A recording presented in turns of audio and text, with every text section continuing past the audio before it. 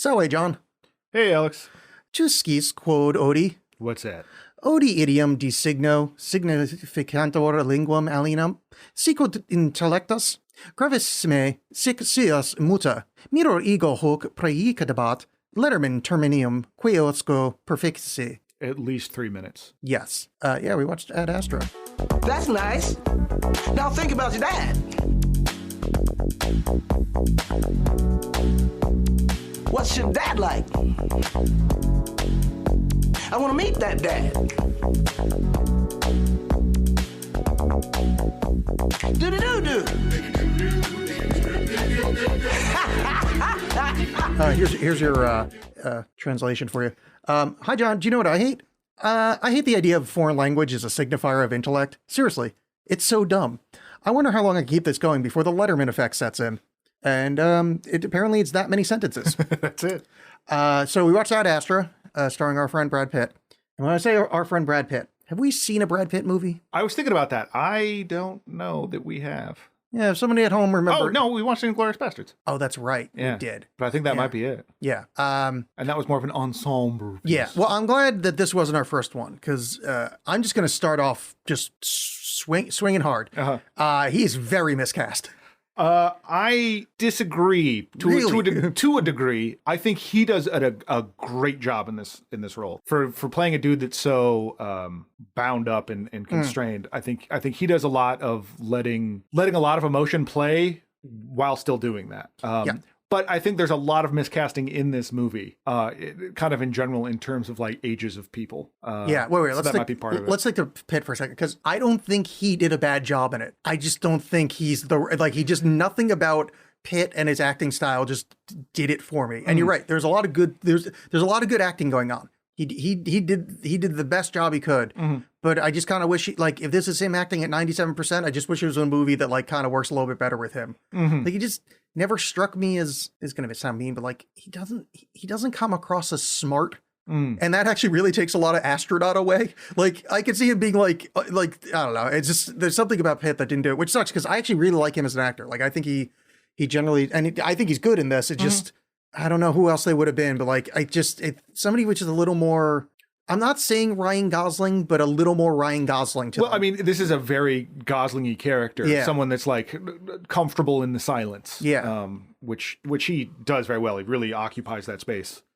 Like I've been rewatching or trying to watch the Nicholas Winding Refn series on Amazon, Too Old to Die Young, and Miles Teller, the actor, is basically playing a Ryan Gosling character. Yeah. And it's just, you can see like, oh, you're not doing this right.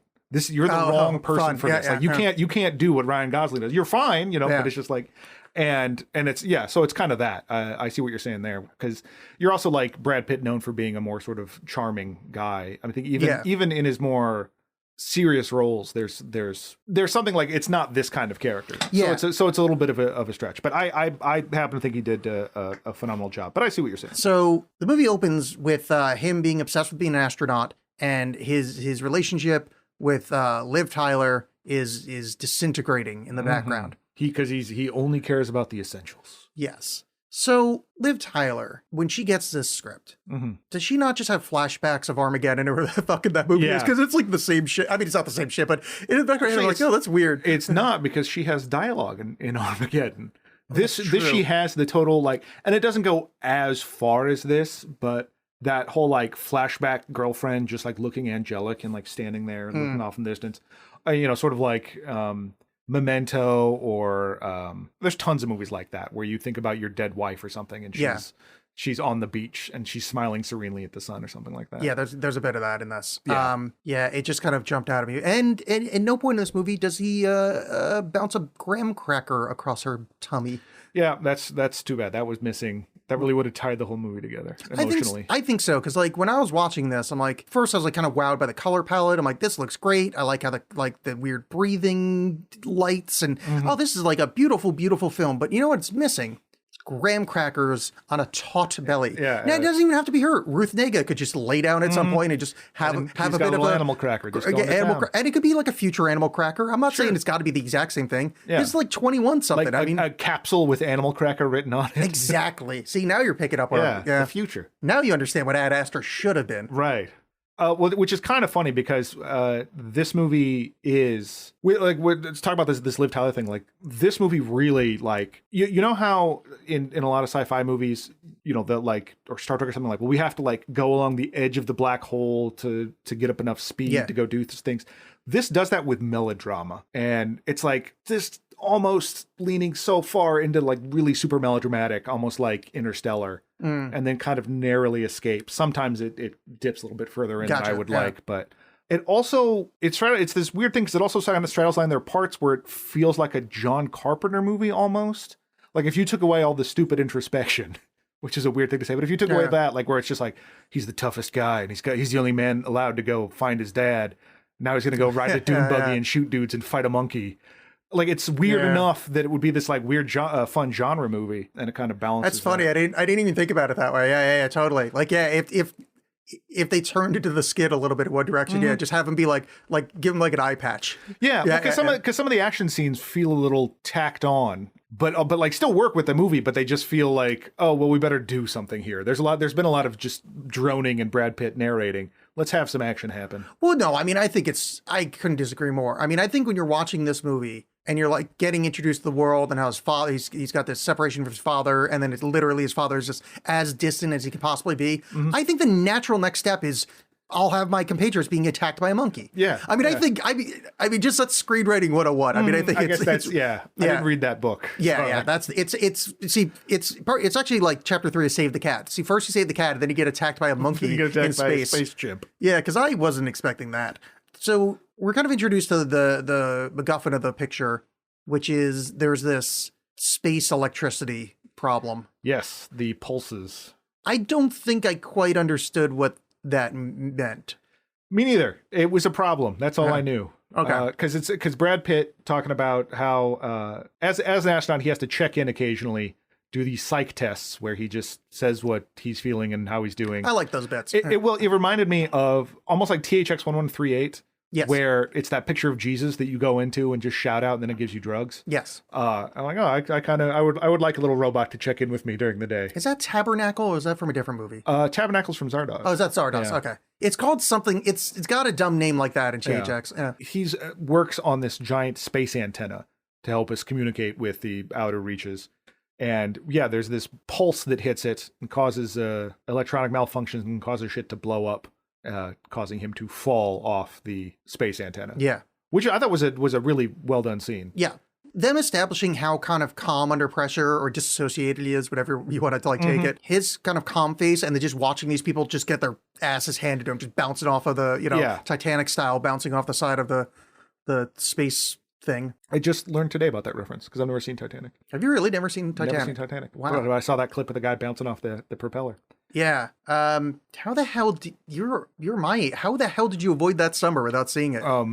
Being a misanthropic. So you're saying you didn't have a girlfriend? No, I did, but like we were both just like, whatever, man. Really? Yeah. I was going out with like seeing that crap. I was going out with like the gothiest goth girl ever, and you better bet your ass that I had to take her to see fucking Titanic. No, never happened. Wow. Yeah, never saw it. I mean, you're not missing much. Don't watch it. I just don't have an opinion about it one way or the other. I'm sure, whatever. Anyway, so yeah, I like that scene with the the other people kind of flying around and Yeah, and then as he's plummeting, because he's just like in low orbit basically. And so he's able to get far enough, and that's part of his thing is that he's super cool under pressure. You find out later, like basically his pulse on any of these missions doesn't go above 80 or something. Like he's just Mr. Chillax, and he's able to get it together to launch his parachute.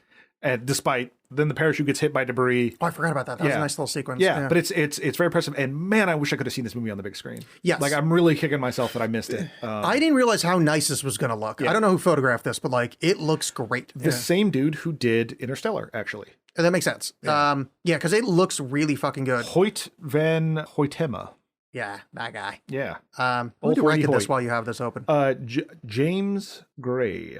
I've not seen his movies. I'm familiar with his anatomy. Yeah, we all are. We all saw the photos. Yeah.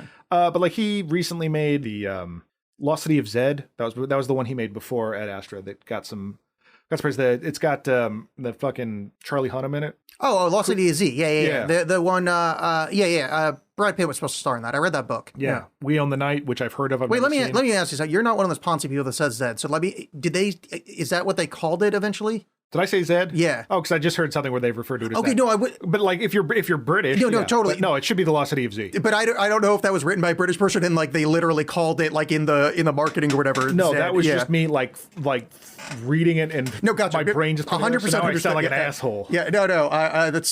Well, for once I parsed it nice towards you. I'm like, you don't seem the type that would do that. Yeah, thank you. You don't have that level of it's just or was it like John's too dumb to do that? No, again, usually that is the reason for a lot of things I say on the show. It's just like, that dumb shit probably doesn't even know what he's saying. Not unfounded. Yeah. Oh, yeah, because of the dumb. Right. So we meet Donald Sutherland, and boy, do I love his old face. Oh my! I haven't seen him in a while. What a craggy, beautiful man! Like, yeah. He's sent to. Well, actually, I just saw the 1999 movie Virus. With Jamie Lee Curtis. Yeah, it was a Dark Horse made movie.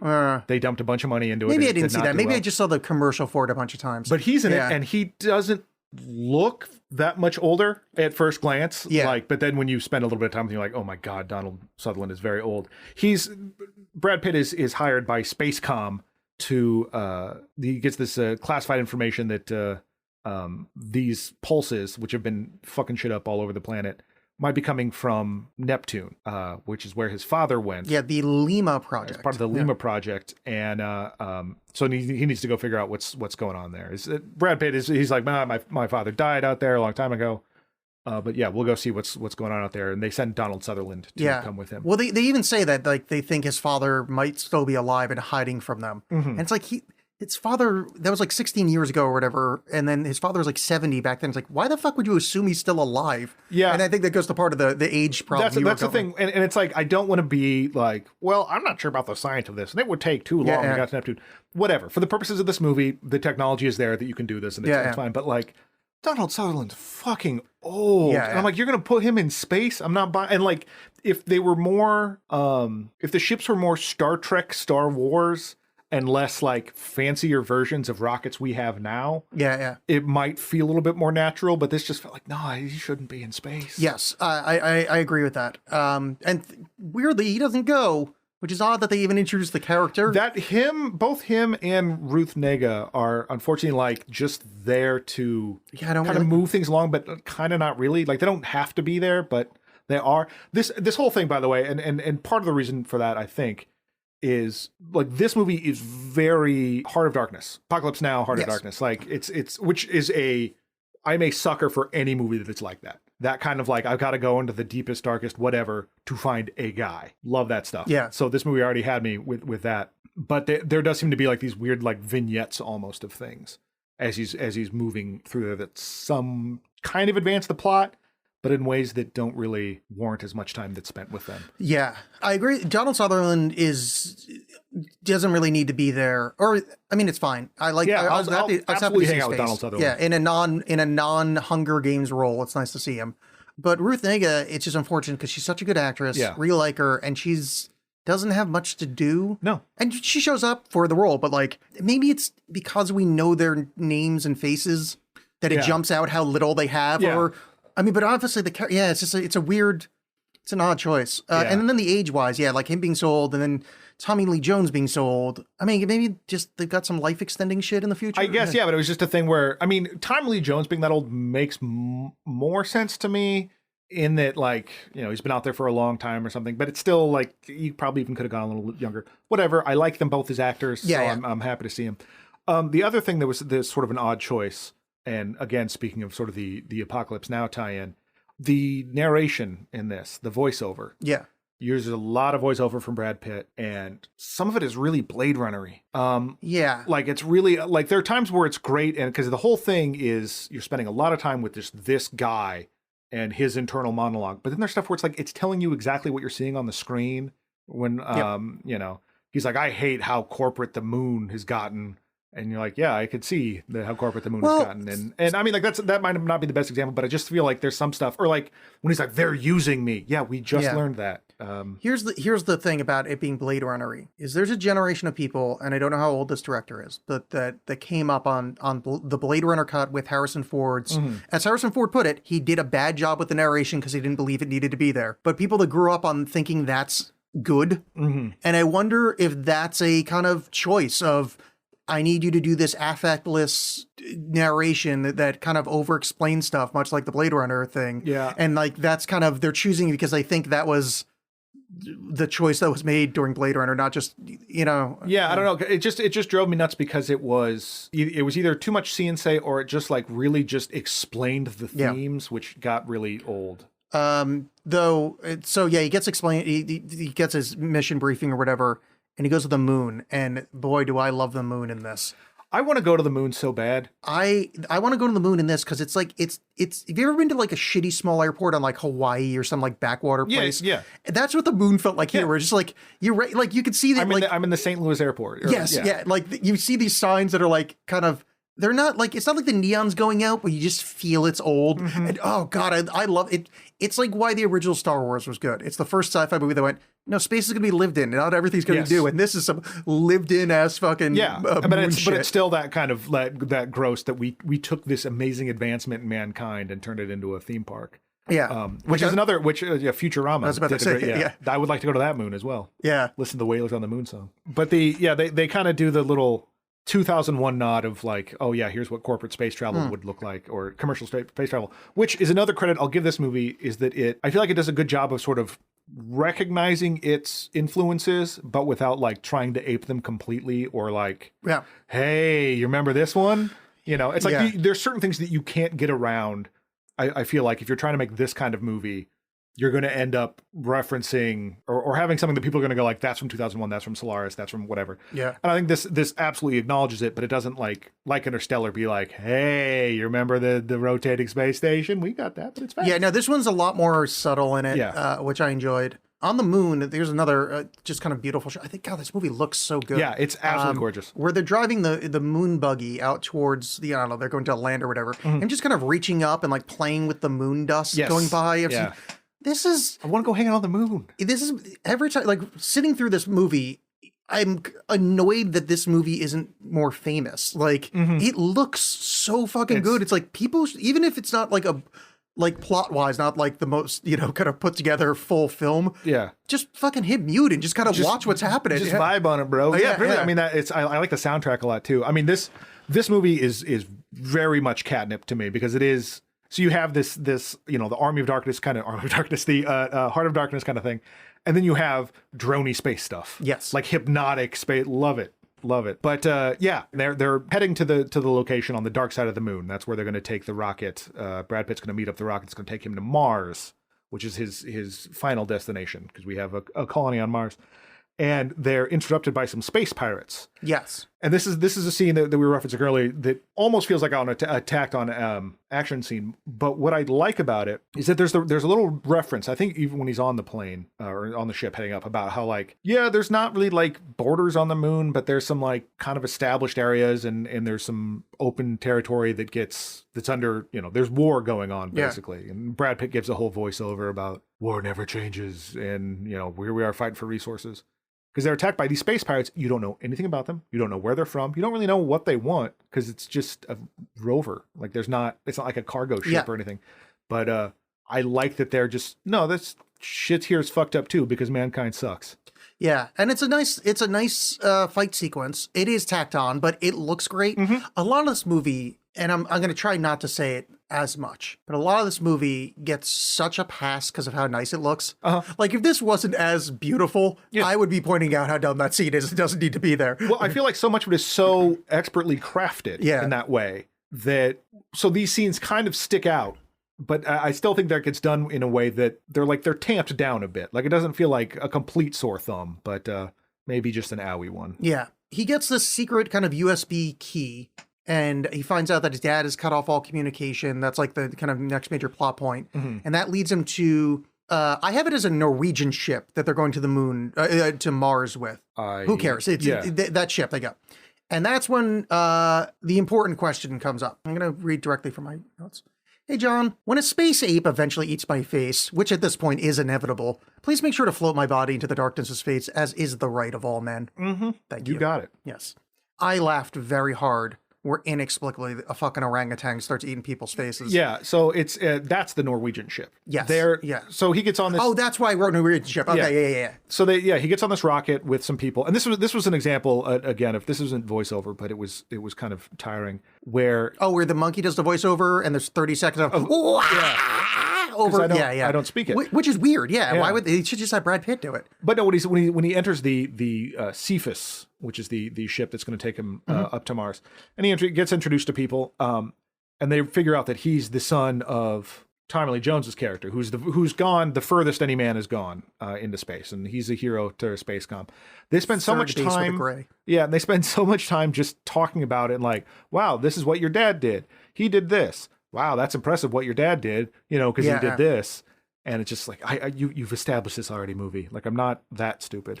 I don't disagree with you, but I did kind of like how they beat it over his head to try to, because, Brad Pitt character it doesn't show much emotion. So they did kind of have to like throw emotion into him. And then people just every 4 seconds going like, man, your dad was great, huh? Man, your dad, man, I know you're like some guy, but like, oh, your dad, like it's a little ham-handed, but I do like that actor that played Tanner, because I think the captain, because he has this very like, this is your captain speaking manner, but like is very friendly, and it's a tragic what happens to him, because they get a distress signal and they're going to stop and check it out, and Brad Pitt's like, you absolutely not. But the choice is either we stop the distress signal, or you tell us. If you want to take command of the ship, like you have to tell us what your goals are. I forget what the reasoning behind that was. That was they worded it a little bit more kind of that made more sense. Yes. But it was essentially, if you have to take over the ship, you have to give us a good enough reason, and that reason would be the classified thing.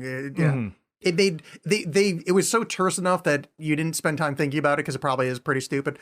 Yeah, but so they end up checking out the ship, and everyone on board is dead. Yes. And then they find the reason that was it a mandrill, or it looks like a mandrill, something like that. Yeah. Which don't take them in this way. They're demonic. Their name is Mandrill. Yeah. I mean, you're just asking to get butt fucked. Yes, that's the problem. What does that mean about the Mandrill sisters? Oh, well, so yeah, he's eaten by a mandrill. And it attacks Tanner, takes off his face and hands. Yeah, it's unfortunate. As they're apt to do. Yeah, they probably should know by now.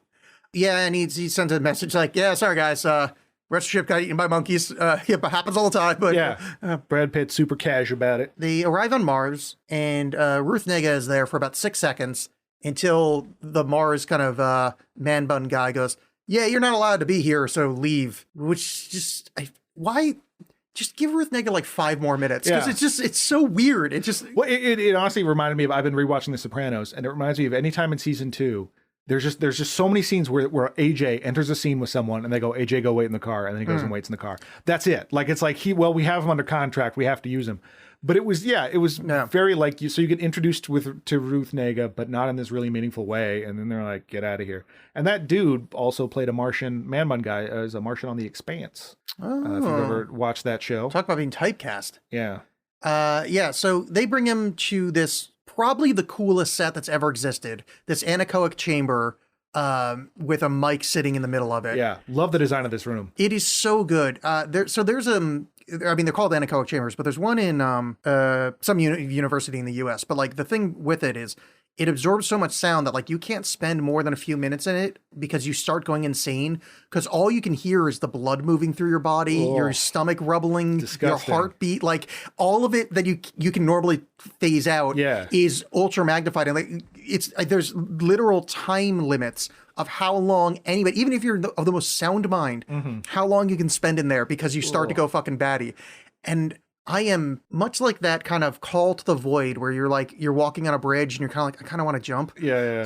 I want to go in there, because like I know it won't be good. I know it's going to turn out bad, but like I kind of want to see what it's like. Yeah, I want to check it out, but I guarantee that as soon as like it starts to settle in or something, and you start hearing stuff, that my body is just going to be screams. It's not even just going to be blood. It's just going to be like, what have you done? Yeah. Just howls. Yeah, you can actually like diagnose the cholesterol building up. Yeah. But that anechoic chamber is gorgeous. This movie looks great. Oh, and this is where the lighting starts, where in the Mars stations, all of the background lighting is this soft ambient lighting that pulses over the course of scenes. And I don't know if that's an artistic choice or that's because if you look at wide shots, they don't pulse. But if you have close-ups, there's kind of pulsing background. It's just I mean, and there's that whole interaction he has with Ruth Negga later, where it's like it keeps going from like yellow to white. That's part of it. Some of it seems kind of artistic, but I'm not sure. Which I love. Also, talking about people just kind of showing up. I did enjoy the cameo, the Natasha Lyonne cameo. As I didn't pick up on that. I saw person checking you in Mars. Whatever. Oh, was that Natasha Lyonne? Yeah, I just love her voice, so it's I don't know, makes me happy. I saw it in the trivia that she was like ran into the director while they're filming. It's like, oh, I want to be in this. It's like, yeah, sure, whatever. Nice, yeah, that rules. So they go to the anechoic chamber and he sends a transmission to his dad, and the transmission is very stilted. It's pre-written by Spacecom. From the Spacecom. I would like to say that I'm proud of you, Father. And then it doesn't work. He goes to the comfort room, which again, beautiful set design. It's a room with like projected pictures of outside and birds flapping or whatever. But you can see that it's canvas kind of tacked to the wall, and you see like ripples in it where it's not that well done. Yeah. And I'm so proud of the people that made the set of just like, good, yes. Yeah, it still feels very organic for being like futuristic or whatever, but it's like, someone still had to build this. Yeah. And like with limited resources and it's just cheap and shitty like it would be on Mars. It's so good. And which at this point, Brad Pitt, through, as you find out, through a lot of voiceover and a little bit of his monologuing to his mental health check-ins, after saving the dude from getting murdered. Well, not saving, but experiencing the dude getting murdered by the monkey. He gives this whole talk about recognizing that rage in his father and also seeing that in himself. Yeah. And you're starting to have these little breakdowns with him as he kind of gets further out his whole, and all these experiences, like he's starting to lose his super in controlness. And I'm not sure if it's this point or no, it's after he gives the, he gives an emotional speech where he basically just like, he's like, hey, I remember this about you, whatever. Like something you might say to a dad that you haven't seen in forever. It was almost identical to what I sent to my dad when he was stuck on Jupiter. Mm-hmm. Did he go there to get more stupider? Yes. But he, then like, oh, your heart rate's off the charts. You've been infected by dad. Yes. And I do like this part. At that point, he tries to override the psych eval. And he's like, I need to send to General blah, blah, blah, blah. Here's my thing. And they're like, no, your authorization code is invalid. It's really revoked. You got slightly sad after talking to your dad. So you're not allowed to be a person anymore. Your vibes are fucked. Which, by the way, I like that in the 22nd century that toxic masculinity is still going strong, baby. Oh, absolutely. Yeah. Like all the emotions I'm not allowed to have and have deep emotional fucking issues because of and mental health problems. Yeah. Oh, that's still going strong. I love it. That's kind of the core of this movie. Yeah. Is that being that kind of guy, where that gets you. Neptune. I mean, you could end up in worse places. Yeah. I mean, I don't know what those would be. Philadelphia. Sure. Philadelphia is a fucking cesspool. Don't even get me started on that, Grizzly. What the hell's the name of their fucking awful mascot? Oh, Gritty. Yeah. I want to say Frizzo. That's not even close. It's very close. But like that scene again, like that's a great moment, that the emotional talk that Brad Pitt has with to no one, like his voicemail message to his dad is again like not going full melodramatic with it, not going Matthew McConaughey in Interstellar. He's basically stuck on Mars. Ruth Negga approaches him saying, look, I know some inside secrets of what's going on here. What they're going to do is send nukes out to the Lima project. And here's a clip of your dad murdering everybody on the Lima project. And it's a weird reveal. It's I mean, I guess he needs to know, but that's because I feel like your motivation to go is not going to be strengthened when you find out that your dad's a murderer. Yeah, well, I think though, like it just I think it complicates things more. In that, like, so you already have this like mixed feelings to your dad. Well, my dad's a hero. He left us, but he was a hero and went and did this stuff. Oh my God, he's still alive. I can reconnect with him. Oh, he did this thing that seems, because it wasn't just put out like, well, he went nuts and murdered everyone, but like you can tell he's kind of losing it a bit. But his whole speech is that like the work we're doing is so important and we're almost here, and these people tried to mutiny me. And it's not fully unhinged. So there's some doubt, but yeah, things don't look good for the old Tommy Lee Jones. He's not looking. And I'd be curious. I'd be like, hey, Dad, what's up with murdering all these people? No, fair enough. But what I mean is, I feel what's up with that, Dad? Dad is at Neptune and things went weird is enough motivation. I feel like the only thing introduced to him being a murderer to me would be like, yeah, maybe I don't want to reconnect. Like that. Yeah. Only that would. But I mean, ultimately, his goal is to stop the surges or whatever. He does, meeting the dad is really that's icing on the cake. That's dad. Well, no, that's dad it's icing. not though, because they were gonna go and stop the surges anyway, and he sneaks onto the rocket just because he wants to go see his dad. Right. If he had not intervened, Indiana Jones and the Last Crusade, the Ark of the Covenant one. If he wasn't there, the ending would have happened anyway and probably would have turned out better. Well, I mean, they still, everything would have blown up. Well, 3 astronauts would still be alive. That's true. They're oopsie murders. Oh, yeah. Yeah. That's what they call them in the military. They're fun. Yeah. Yeah. So he sneaks onto the ship, which is a very tense sequence. Where he's climbing up the ladder outside of the ship and the engine's starting. Like, God damn, this is something very, very artfully done. Because Ruth Negga basically like gives him a pass to some basement passage that goes up into the ship, and I didn't think he made it at first. What? That would be a great ending of the movie. Yeah, it's like, whoops. Well, anyway, we're gonna go blow up your dad. Yeah. But he gets on there and like immediately announces himself, like, "Hey guys, I'm on the ship. Ship's already taken off." He's like, I'm on the ship. Don't start no shit. Won't be no shit. I think was the actual line of dialogue. Yeah. I mean, you're within a word. Yeah. I'm not gonna, this isn't Shakespearean sonnets. Doesn't need to be perfect. But they're like, how dare you go get him, crew. And they like go to subdue him. But then through speeding up, how does the gravity kick on? So, yeah. All right. So two of the crew unbelts themselves, without proper spacesuits on. The engines kick on, which would send everybody shoved back against their seats were they in seats. Unfortunately, one of them was facing forward, so her face was shoved against a door and it explodes her face. The other one, kind of the same thing. And then the third was still in the seat safely. Yeah. And then they have a fight, and a fire extinguisher gets loose, and whatever the nasty thing in there suffocates the 2 remaining astronauts, which it seems like a really dumb kind of fire extinguisher to have. Yeah, well, because that would be like a life extinguisher. Well, I think the idea though is that you would be fire of life. You would be better prepared to use it. Yeah, but I mean the point. I mean, even if you have like oxygen, which they show, he tries to make the captain breathe the pure O2 after the fire extinguisher got loose. You would think, even if that's an option, you would still design a fire extinguisher that didn't kill everybody in the room immediately. Well, it's also not supposed to be used in fights, I think was the other. Well, I mean, the point is it went off and suffocated them. That's some fucking bad design. Yeah. That shouldn't happen. Yeah. Unless that was part of the plan too. We don't know what Spacecom's plans are. Yeah. Plans you know what I think planned it? That fucking mandrill. Yeah.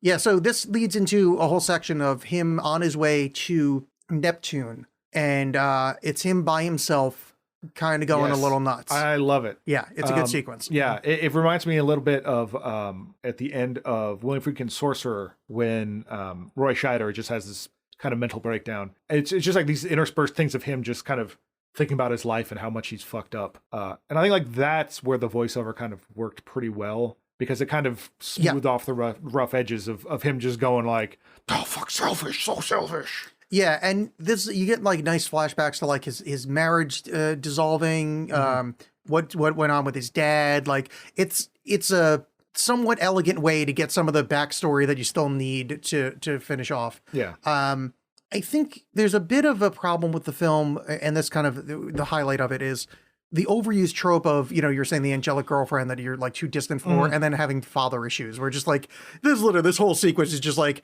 hey, look, tropes are happening. Yeah. Yeah. I mean, there is a lot of, it makes sense that like, his dad was closed off and unemotional. So he does that to himself and it's ruining his own life. And there's so much, because there's a part where he even says out loud, like in narration, this is one of the ones that bug me, where it's like, like the son has to deal with the sins of the father, pretty much, is what he says. And it's like, yeah, that's the whole movie, man. I get it. Yeah. But like, there's so much of that. And they hit it over, they bash you over the head with it. That it can feel like a little bit much. Correct. But they get there, and thankfully that sequence looks beautiful and it's great. So we can kind of look past a little bit of the tropiness. And he finally arrives, and he sees that the Lima project its orbit is disintegrated. So he has to like pilot his little jumper thing to try to get to it, which sort of plays out later in a very confusing sequence. But anyway, he gets on the ship, and there's just dead bodies floating in place. One's got like a bag on his head. I was like, oh no, that might be Jason from part 2, but it's not. It's just a floating dead guy. I had the same thought. Because Jason X, he's in space later. So I'm like, oh, are they just combining the two films as a reboot? Oh, you can't. Because bag on your head in space is you're dead. Yeah, There's no way. I found that out now. Yeah. I mean, I'm not a scientist. I mean, I'm like 30 credits away to being one, but like I've seen some YouTube videos. Yeah. So I know about the coronavirus and I know about space. Exactly. I've read a lot of headlines on Facebook, so I'm pretty sure I know what's going on.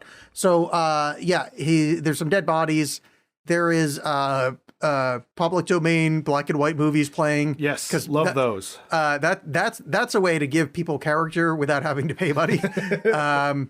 So they go, and here's the main thing I take away from this film.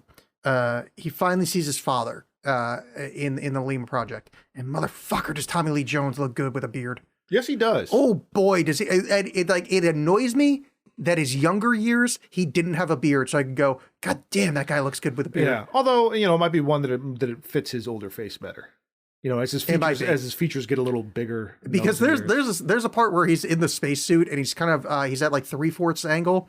He looks like that recreation of a Neanderthal. You know that one that's like kind of like the friendly Neanderthal that was on National Geographic, because he's got that big nose and he's got the face. Like, it's like, oh shit, but boy, it looks great with a beard. Yeah, and they have a nice piece. So Tommy Lee Jones has been out there this entire time trying to contact. Oh yeah, we haven't even talked about the whole fucking point of the Lima project. Yeah, the point. Well, because I mean, you don't know for a lot of it, but basically you find out that they're just trying to get as far away from everything as possible, so their satellites or their gizmos and whatever aren't screwed up by what was it, solar radiation or something? Yeah. But just like so they can get a clear view of what's really out there, and he was really hoping to make connections with another alien life life. form. Yeah. And that has not happened. Yes. And so he gives this whole speech about that, but how like he's still gonna keep trying, and we're so close. And essentially, he went so insane from not finding alien life that like when the other people on the mission were like, dude, we have to go home, he essentially murdered them. Yeah. You see like scenes of him having written, is there life on other planets on the front of a National Geographic, him writing like yes, degrading handwriting. Like he's obviously, he has suffered mental stresses. Yeah. But then you have the tragic irony of him foregoing all human connections, in an effort to seek a connection that's just not even there.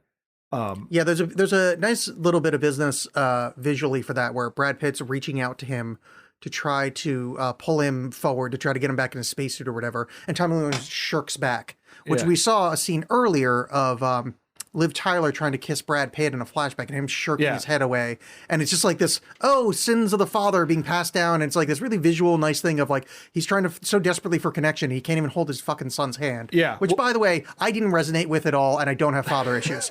Well, that's actually, again, at the beginning in voiceover, he talked about that, like how he's like, everyone thinks I'm cool, but I'm always just looking for an exit. Yeah. And don't touch me. And I was like, well, hello, movie. Yeah. This is me. I'm Brad Pitt. He ends up telling Brad Pitt, like, I never cared about you. You and your mother just never even entered my mind about any of this. I just don't care. Yeah, it's pretty brutal. Yeah. But like, again, how Brad Pitt handles that line is amazing. Like it's all just on the face, and he's like, yeah, I know, but it's really great. Yeah. And I like, though, I do like that for a movie that really kind of hits you over the head with the themes of the father-son stuff, and then extrapolating out from that like a distant and negligent God, even that kind of thing.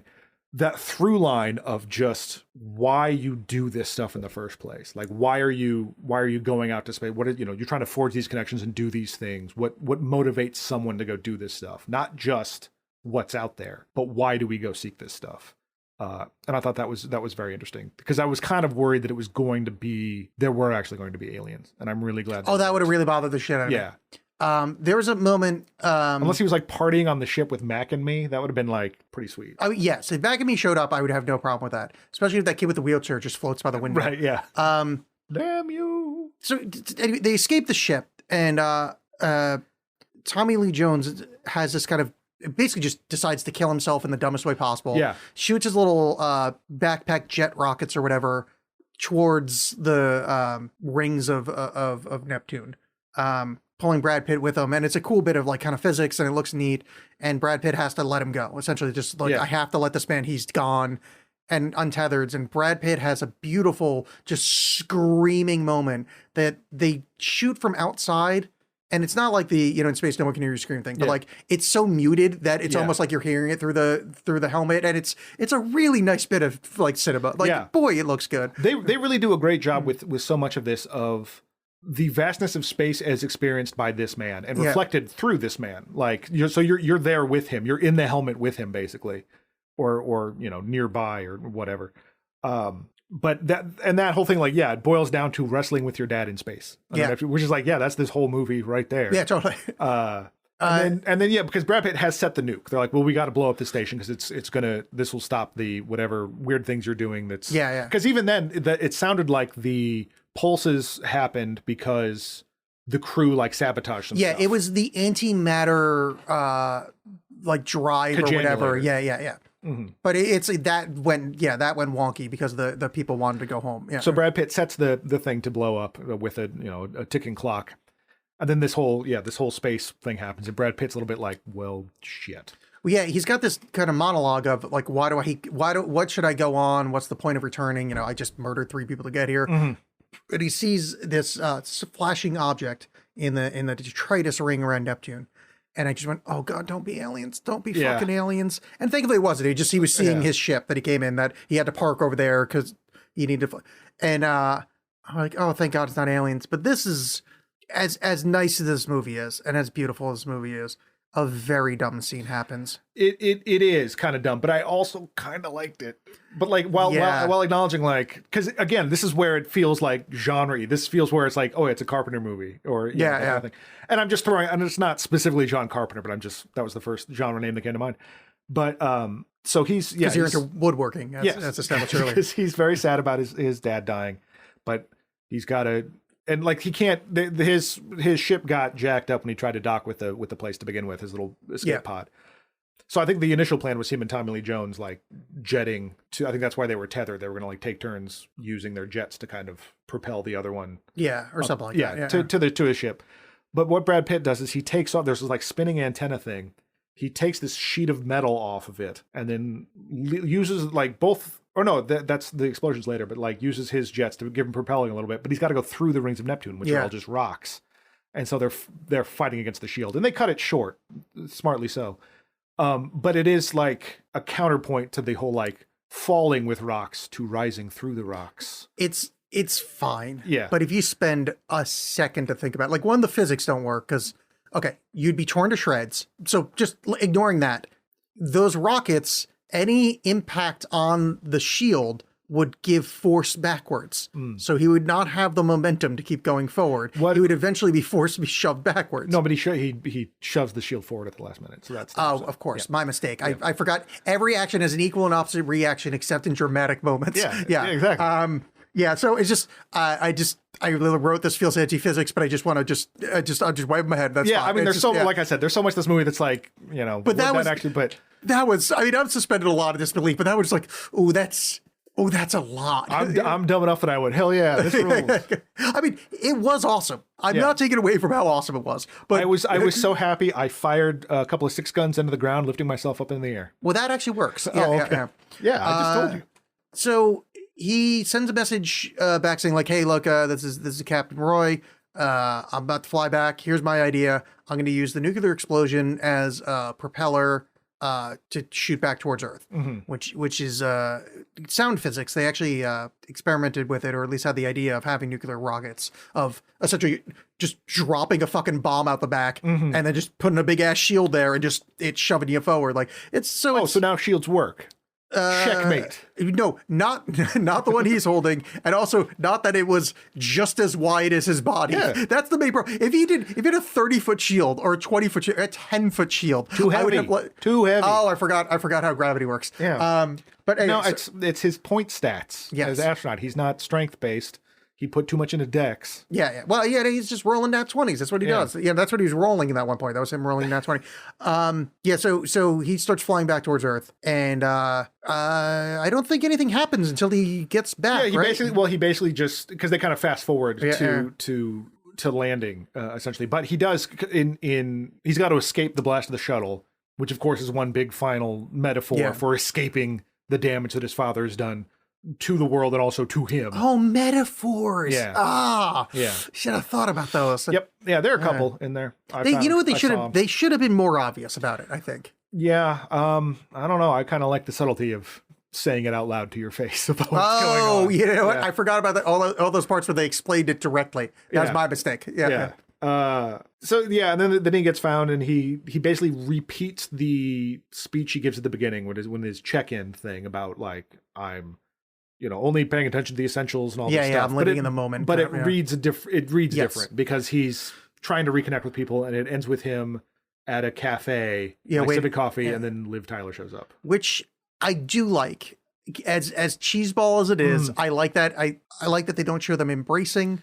They show her walking through the door. That's it. And I feel like that's an adult way to approach something. Yeah, it's a little it's a little neat, but I agree that I do like that it's not like them hugging and it ends. It's just like I'm willing to give this a shot. Like I know, like, man, I learned a lot about myself on this trip, and yeah, I mean, but that coffee date could end with, oh yeah, I'm already remarried. Yeah, exactly. Like that's I like that. But it's more about him willing to do that, and so I like that that wasn't the end game wasn't hooray, Liv Tyler, he got the girl after all. It was that like, no, I'm learning how to be a human being. Somewhat. I'm no longer my job. What you're missing though is that, so in the pitch meeting for the sequel at Astra's, somebody walks up to a whiteboard on that second S, just draws a buddy side. Yeah. On this, okay, no, there's Ad Astras. I thought you were like Ad Astras. No, Ad Astras. Yeah. Because that's a thing that happens. Yeah, and that's when the aliens show up. Yes. All right. So Ad Astra, I'm gonna go first. John, I was gonna say I couldn't recommend this movie enough. That's wrong. If you're a sci-fi person at all, boy, this movie, you should be annoyed you missed this. If you have a really big 4K TV with like a good sound system, oh boy, watch, like, beautiful film. Yeah. Very much recommended. Same. Yeah. I will add the caveat of like, if you're a particular kind of sci-fi person, if you're not looking for a big space opera thing, although this has elements of it. If you're more in the line of like the 2001 Solaris kind of thing. I meant Asimov sci-fi, not George Lucas sci-fi. Right. Yeah. But I really enjoyed this. I would like to watch it again. I would love to watch it on the big screen. I'm really bummed that I missed it. It's a little ponderous. It's a little melodramatic in places, but I think overall it's worth it. Go check it out. Yeah. Yes. So John, as we do every week when the times we remember, we recommend something that we're watching to the audience. And I would like you to go first as I try to think of what I'm going to recommend. A couple of things, as I referenced at least one of these in the episodes, but I was kind of spurred by this to watch more of these kind of movies. And so I did revisit Tarkovsky's Solaris and Claire Denise's High Life, which is available on Amazon with Robert Pattinson. Tarkovsky's Solaris, that's the original Russian one, right? Yeah. Okay, yes, I did see that. Yeah, that's the one with the 15-minute car driving up the driveway scene. Yes. Well, it's not a driveway, but yeah. Yeah, that, you know the part I'm talking about. Yeah. That bit aside, I do very much like that movie. I've never seen the Soderbergh Clooney one, which I've heard is actually pretty decent. Actually pretty good, yeah. But I'm a huge fan of that one, and it's not for all tastes, but that, and then also, there's been a lot of talk lately about this Ted Lasso fella. And he catches small cattle. Yeah. I don't have Apple TV, so I'm not watching it. But a kind of feel good show I've been watching lately is Joe Pera Talks to You, which was on Adult Swim and with comedian Joe Pera, and I think it's very funny. It's very kind of earnest without being like, you know what I mean, Vern? Yeah. But without being like that kind of like cynical, like trying to make you cry or anything like that. But it's weird and kind of fun, and I enjoy it. It's a nice like. End of the day, right before bed, I'll watch that show because it's very soft. But the Ted Lasso everybody talks about, and now it's to the point that too many people are talking about it, so I'm never going to watch it. Yep. All right, so here I have two recommendations. One is a quick one, podcast, which I don't think we've recommended a podcast in this show. Why would we? There's only one. This American Life. Yep. Okay. Serial. The first podcast. There was a podcast 8 years ago or so, called Mates. Now this is John, I think you're gonna understand this because I don't think you even know where the name of our show came from. Mates is Mike and Tom Eat Snacks. Oh. Which I very much just went, oh, that's a cool title. John and Alex hate stuff. It's not that it's stolen, but obviously the construction is there. I didn't realize I did that until like 2 years into the show. I'm like, oh yeah. So anyway, they stopped doing episodes 5 years ago. And all these numbers are wrong. Yeah. But they've had, I think 2016 was the last episode.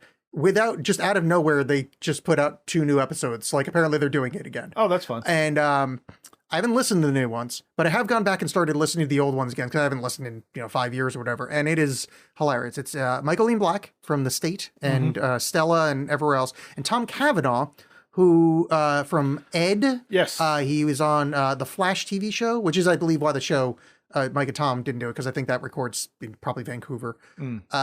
It's a hilarious show. They eat a snack every day, each episode, and rate it. And they take it way too seriously, and it's super fun. So, are the episodes like fairly short, or is it an hour talking about? No, anywhere between half an hour. I don't think they ever go a full hour. Okay, it's usually about a half hour. But it's real funny. They're very quick, and a lot of the episode has nothing to do with the snack. It's just dumb. So that and a show I'm going to recommend in a very specific sense. Manifest, the NBC show, which is very Lindelof, J.J. Abrams puzzle box kind of thing. It is melodramatic as all fuck. It is surface level written when it comes to emotions. A lot of it is, but my family's more important. The amount of times that someone declares how important their family is, it's Fast and the Furious level. But it is a very watchable show. Like, they actually do a good job sticking to the mystery. Like it seems like they actually know why the thing's happening. Like it's not like a Lost thing where they just kind of keep moving the goalpost. Like it seems like they actually know what's up. And but season 3 just went on Netflix, and it is if you're of the mind of I am that you can deal with that kind of puzzle boxy. It is very satisfying. That could be fun. Yeah, it's not like I want to be very clear. This is me going, oh, this is like a find and it's brilliant and great, and no, it's not. It's just it is a satisfying. It's snack food. If to do John and Alex Eat Snacks. So yes, that is my recommendation. Manifest. So John, next week we need to figure out what movie we're watching. I'm going to leave that up to you. And just a small aside, you better pronounce every fucking word of this correctly. If there's like, let's say by happenstance there happens to be like a proper name in there, chew the goddamn syllable. So John, what are we watching next week? Absolutely. We're going to watch Psycho Gorman, which was suggested on our Facebook page from Patrick 01, Patrick Zeruni. I don't know how to say your name, Patrick. Sorry, but let's hope it's not Zeruni because that sounds a little, Italian. I'm going 01 and pretending he's Neo from The Matrix. Perfect. But thank you for the suggestion. Yes, we're going to watch Psycho Gorman, a bizarre movie from 2020, I believe, or was it 2019? I thought you had the information right in front of you. No, I closed it. You're making me look like an asshole. No, you did that yourself. God, mispronouncing that guy's last name like that. Anyway, it's a very bizarre little horror comedy. You should check it out. Yes. Or listen to us talk about it and then check it out. Or do it in the other order. Don't let John tell you how to live. So we'll do that. Psycho Gorman for next week or next episode. You can find us on Twitter at JawsPod, on Facebook, John Alex Say Stuff, or there is a Patreon where we occasionally post shit. Alex Bolin, ALEXXBOLLEN is the Patreon. That's it. Yep. See you next time. Bye. Bye.